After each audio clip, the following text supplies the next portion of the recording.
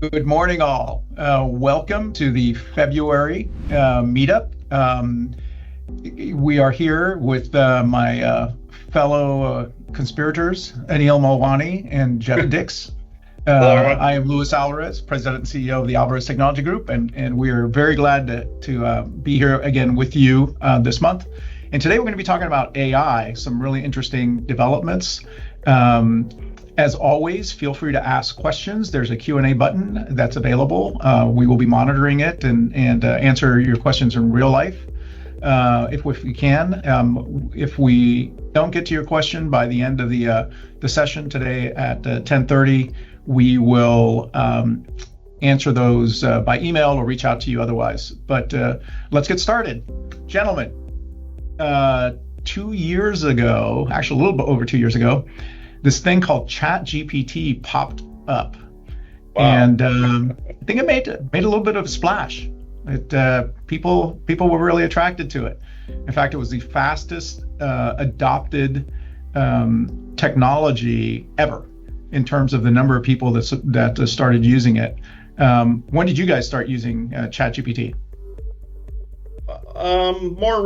Definitely more recently. I was kind of going to wait to see how it kind of develops. But now that I'm using it, I use not only ChatGPT, which is what Copilot's based on, but I've also been fooling around with Grok, Elon Musk's AI. So having some fun with it. I understand the power of it and how it potentially can be used to really make life a lot easier and a lot more difficult in our lives, in our cybersecurity lives, especially as a cybersecurity person. Neil, what about you? Yeah. For me, sorry, people are messaging me on the side. I really started getting into ChatGPT when version 3 came out. That was when I really felt like it started to come into its own, and I was really starting to ask it questions and get some useful feedback out of it. And then Copilot is my go-to, though. That is my day-to-day. So yeah, I've been using it, I would say, pretty solidly for at least a year and a bit now. Yeah, at first, because I started using it like right from the get-go, because I could see that this was going to be something really, really big. And I guess we should take a step back and really talk about the difference between generative AI, automation, and predictive AI, right? Because those are the three major things that dominate the marketplace. And a lot of times, when people say, "Oh, our product has AI built into it," or "Our product has AI," it's really more automation and not so much AI. And a lot of things, predictive AI has been around for a long time, right? That's where you have a set of data and a computer can use that data and be programmed to predict what the next outcome is going to be. But that's not what generative AI is, which is more about, teaching a large language model by, feeding it a lot of information, and then it learns, air quotes, through that process how to respond to queries in a way that's more natural and more flowing than something like the old Alexa was, right? So that's what I find compelling. And here at ATG last year, we started using Microsoft 365 Copilot, which is the paid version of Copilot. There's a free version that Microsoft provides that's available to the public that is a web-based, it's very similar to ChatGPT. In fact, it uses OpenAI's technology in the back end. But it's, the Microsoft Copilot for M365 is a really, really powerful tool. And I know you guys have used it. What do you think about it?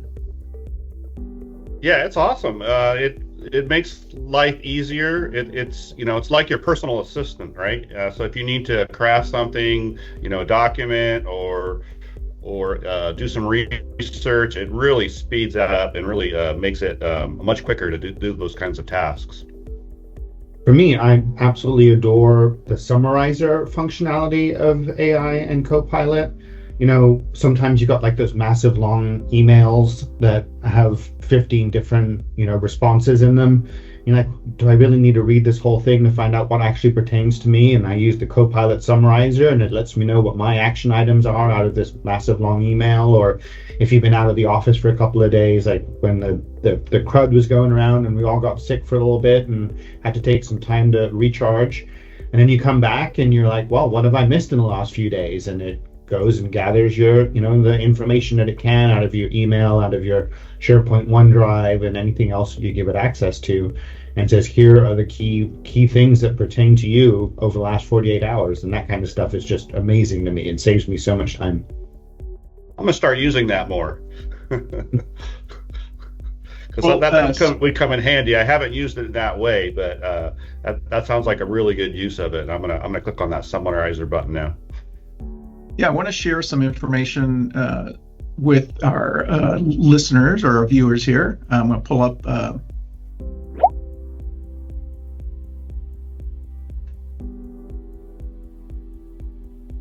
So one of the things that we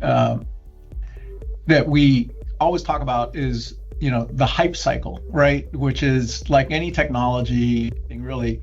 When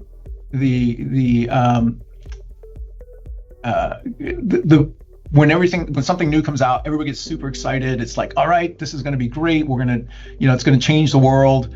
Right. And then it, kind of doesn't right away. Not so right? much. It takes some time. So we enter the trough of disillusionment where we're like, man, this was supposed to change the world and it really didn't. And I think we're kind of entering that to some extent, but I think part of it is because early on we were told that there's all this stuff that it's going to do that it's going to take some time. It's not something that can be easily incorporated into a lot of technology, and we're also seeing that it takes a lot of horsepower. How many data centers are you hearing about that are being built to support AI? When Microsoft says, hey, we're going to pay to have 3 Mile Island get turned back on, they're looking for a lot of power, right? Yeah. So I think it's coming. It's just taking a little bit longer than we thought. But what I found really interesting is that these slides are from the Channel Company. They're an organization that MSPs like us rely on for information. And what they're talking about is that we're going to see this year be the year of agents, right? So this is going to be the idea that you're going to have very specific tools, very specific AI. Think of them as chatbots, if you will, that'll be designed to accomplish specific things as opposed to being more general in nature. What do you guys think about that? Yeah, that seems like the logical, next step use for AI is to have it be able to do a certain, a number of tasks and respond to a number of inputs and provide an output that is based upon the input that it receives. So I think that is, certainly a game changer. In cybersecurity, we're probably going to see a lot of that. As a cybersecurity professional, of course, I'm concerned about data security and protecting data.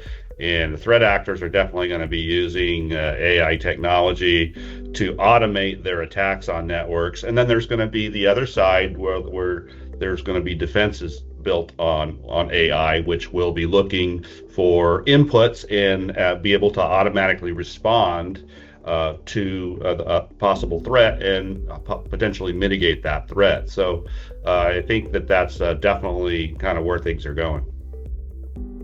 Yeah, I agree. But for me, also looking at it from more of a usage perspective, especially with the announcement that Amazon just made yesterday with their major AI upgrade to Alexa, which at last count there's like 500 million of those little speakers across the planet.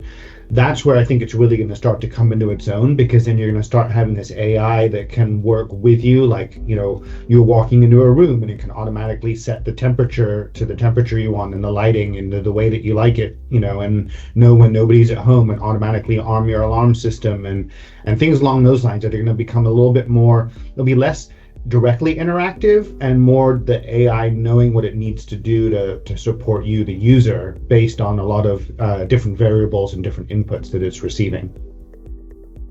Yeah, I mean, that's a good point. I think we take for granted how much AI has already been integrated into our lives. I mean, it's like it's kind of like the frog boiling, right? We just kind of like, okay, we're here, and AI's everywhere. I mean, I have a Samsung phone, and it has Gemini on it. I use Copilot as well on there. In fact, I have too many AI friends that are on my phones, but like I start getting jealous. Yeah. By the way, one of the things I think is funny, Anil, when you mentioned the Alexa Plus, which is what they're calling it, is that it's not compatible with the older Alexa. Of those 500 million, I think people who want this new feature set are going to have to replace 400 million of those devices because they're the older Alexa models that don't support the Alexa Plus, as it's called. And for those of you that haven't heard, if you're a Prime member, you get it for free. It will be automatically available to you when it's released next month. But if you're not a Prime member, it's going to cost you $19.95 a month. So I think they're trying to steer everybody to become a Prime member because it's cheaper to be a Prime member than pay the monthly fee. Absolutely. They'll raise that fee too. They'll raise that fee too, though. Oh yeah. But on the Prime memberships, they'll get around to that. So one of the generative AI engines that came out kind of blew up a bunch of things. DeepSeek. Who wants to talk about it?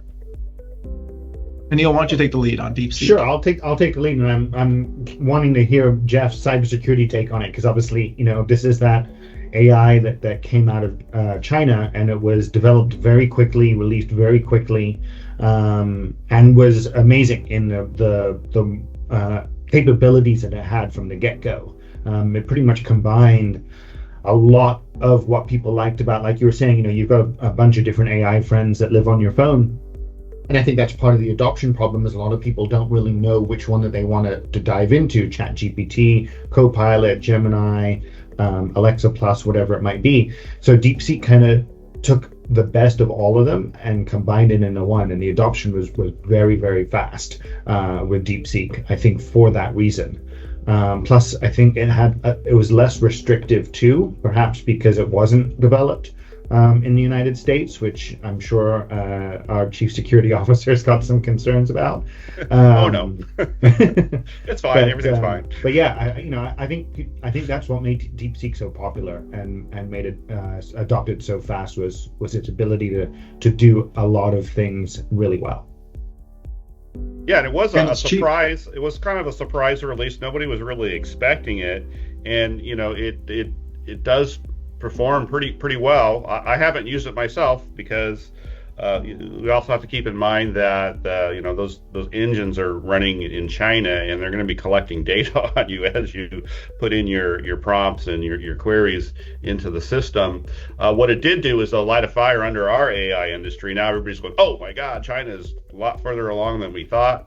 And we sort of still think that we're kind of ahead, but certainly not by years. It's more like months now. And they're supposed to not have access to the NVIDIA chips that you really need to make it run well. On the export NVIDIA chips, they're usually the older models or the less capable chips. But whatever they did on their hardware to get it to run is certainly sufficient enough to make it work fairly well.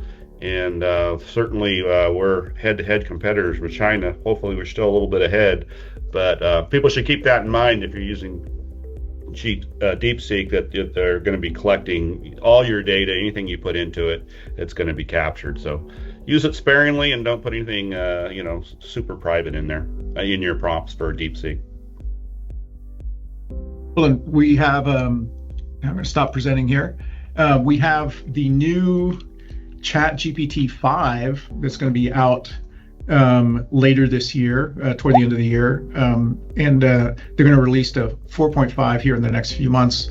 and then eventually leap up to 5. And I hear and read that that's going to be a significant improvement over the current state of AI, and it will allow for much more interactive participation, where we'll start to see AI become almost, we almost are convinced that it's alive. Now it's going to be really alive in terms of its abilities and capabilities. So I'm looking forward to seeing that. Jeff, you touched on cybersecurity. What are some of the concerns that we should have around, the bad guys using AI for, malicious intent? Well, they're definitely going to use it. So as a person of defense on the defense networks and defense organizations' data, I think I'm most concerned about data leakage from an organization. For an AI to work well in an organization, we'll take Microsoft for example, their technologies. And if you're using M365 and you're using, SharePoint for all your data files and your shares, and you have everything there, of course, to use it and get the best returns from your AI prompts in Copilot, you want it to have access to as much data as possible, right?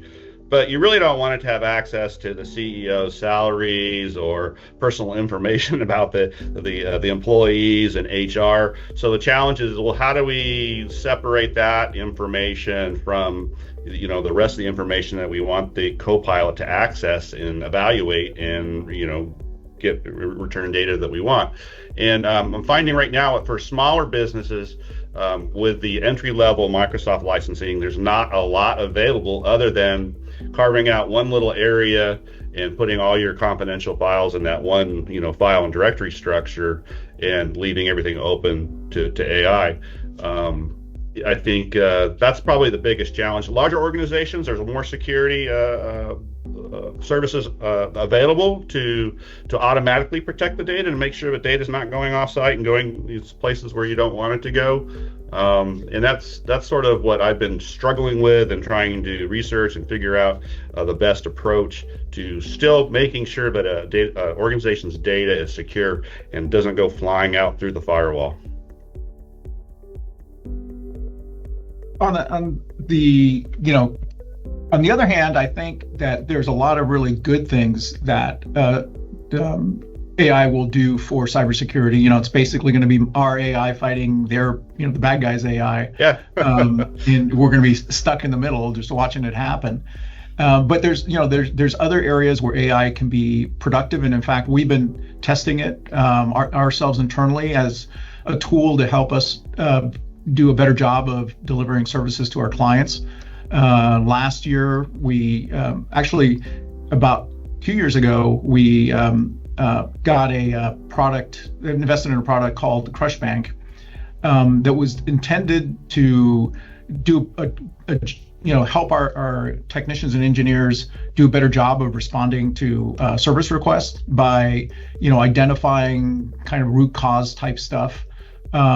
And we used that for a while, for about a year, and it was very helpful at the beginning. It really, I thought, helped our team get better at doing things, but we found that there was a limitation to what it could do, and after a while, it just didn't deliver what we wanted, quite frankly. So we moved on from that. Now we're experimenting with something else. Anil, do you want to talk about it? Yeah, sure. And I'll touch a little bit more on Crushbank first too. It was fantastic in its ability to find information. At the time we were growing and we were hiring new technicians, and as you bring new technicians on, and they're working on tickets and issues for our clients, they don't necessarily know all of the nuances or all of the softwares or all of the configurations or network environments that they'll be working on. So when they would get a new request or something that they haven't seen before, Crushbank is already pulling information from historical data, saying, well, here's what this person did to fix a similar problem, or here's what this person did to fix a similar problem. And it was fantastic at what it did at the time that we needed it, like you said. And as time went on and the technicians, got more familiar and they could troubleshoot these things on their own, Crushbank's limitations started to show. So we moved on from that. And we now have a new one called Thread that's actually going to be a lot more customer facing. It's going to be, not so much behind the scenes. And actually, I'll go ahead and share my screen here real quick and give a little sneak preview to those that are on the call, because we have not released this to our clients yet. But let me share my screen for just a moment. All right, can you gentlemen see this? Yep. So this is a new app that we're going to be rolling out of Teams directly to our clients so that they can live in that single pane of glass that they're used to. It's called the iTeam app because that's what we refer to our department here as, is the iTeam. And you got your usual, your email support and your call support that all of our clients are familiar to reach us with. But then there's this cool little applet here on the right that already knows who I am. And it's got our logo, so everybody has it, knows that this is legitimate, for us. And you can actually talk to it just like you would chat with, Amazon customer support or Comcast customer support or something like that. And so here's ATG, asking me what can we help you with today. And, typical client, we've got a problem. So I'm just going to say help. And it's going to start to create a ticket on the back end, and it's going to start to generate from the AI what needs to be done. So first of all, it's going to create the ticket for us, and it's going to look for someone to assist. And in the meantime, it's going to need more information. Help is very non-descriptive. So the AI already is like, well, I need something else. I need something more from you in order to be able to help you. So I'll say, my keyboard isn't working.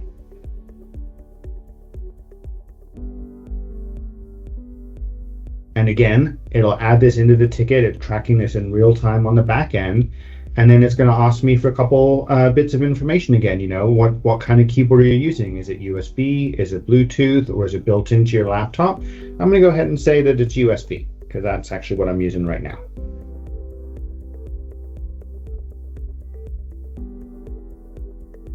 And see, it's already starting to help the end user troubleshoot this on their own before they even need to speak to a technician. So it'll save a lot of time on our end, because a request like this doesn't necessarily need to go to a technician, possibly. And clients like to learn to solve their problems themselves too. So in this case, I'll say, no, let me try that. And typically the AI will let you know, okay, let's go ahead and wait and see what happens. And I'll say that fixed my problem. Thanks. Give it a smiley face because, it's AI still, but it's got some digital emotions. And then it'll automatically close the ticket. And we're going to start rolling this out to our clients pretty soon. So keep your eyes peeled for that. No human being behind that, right? No human being behind that whatsoever. That's awesome. But if it needed a human being, it would quickly, assign it or get a tech on the chat to help with them as well. Absolutely. So, for example, if it were like an internet outage for a whole client or a server down or something like that, it'll automatically make it a priority 1 ticket and escalate it without the end user having to do anything further. Yeah, I think this will be a nice feature for our clients, another channel for them to ask for help. The other channels will continue to work. You can always call us. You can always send an email. But this is just going to be for clients who live on Teams like we do. This is going to be a nice addition to being able to get help more quickly and just get more feedback in real time. So as we are coming up to the hour, I remind you, if you have any questions, feel free to ask. But that said, if you guys looked toward the future of AI, where do you think we're going? What are some of the things, other than Alexa getting even more annoying, what do you think are some of the things that we can expect to see in the next 12 to 24 months? Well, autonomous driving is really, I think, getting closer and closer to being a real thing. I mean, the testing across all the vendors that are working on that are really good. One of the major concerns I have is all this stuff is great. It's going to make our lives easier. It's going to make us easier to work, to research, to create documents, to do summaries of long documents, as Anil was describing. But I'm just worried that we're going to get too lazy as human beings and not maintain our mental acuity and our we'll get lazy because we have all these tools that can help us and do so much for us. I'm excited to see what is going to happen in the healthcare space in the next 12 to 24 months. I think that's a huge market sector for AI. There's a lot of lab results and diagnoses that can be done initially by AI, and then in the same way that we would escalate a ticket to a higher level engineer, it can automatically escalate you directly to specialists if needed, and you don't have to do the rigmarole of like, well, let's run this test, let's run that test. If the AI says, what, out of the 500 million lab results that I've looked at, and I'm seeing this pattern start, we can catch cancers before they're even stage 1, because the AI will be able to do that analysis so much faster and so much better than a traditional human doctor. Yeah, speaking of doctors, I think one of the areas that I'm starting to see the healthcare industry move into is using AI assistants to capture the conversations and the interactions with patients and doctors, so that doctors don't have to type while they're talking to their patients. Now with EMRs, when you go see your doctor, as he's talking to you or she's talking to you, she is also entering information, because they don't want to forget anything while they're talking to you. And I know at Montage they're experimenting with doctors having this AI assistant that basically is there listening to the conversation, transcribing it and creating action items based on what's going on, so that the doctor or the PA can sit there and talk to you and interact with you and not have to worry about making sure that they're documenting all the stuff. So I think that's going to make the patient experience way better than it has been in the past, and make doctors much more productive, because they can spend time talking to patients and not necessarily typing in things. So I think healthcare is going to be one of the big sectors that I think we're going to see improvements in efficiencies using AI, but it's going to cost a lot of money. It's going to cost a ton of money. Yeah. Nuclear power plants. Yeah. You got to add some nuclear power plants to the hospitals. Yeah. If you are interested in learning more, I think. Oh, do we have a question? I think. What question? Gene was just saying that loves his AI it's Gene. smoke drive. Hey, Gene. So if you have any questions about AI, anything that we talked about, in particular about Microsoft 365 Copilot, now that we've been using it for over a year, we can give you some insight into that. Many of our clients are implementing it and being very, very happy having implemented it. It's not inexpensive, but it pays back, its cost and improved productivity within the first couple of weeks of you using it. Once you get to use it, and we'll help you adopt it. We have a process for that to help you and your team get smart and using it as fast as possible. So thank you for being here with us. Hopefully you got some good information, some good nuggets to take back to your team. This meetup will be posted on our website within the next couple of weeks, so it'll be available for you to share it with others if you want to. And otherwise, we will see you next month. Take care and stay safe. Thanks, everyone. Take care. Thanks, everyone.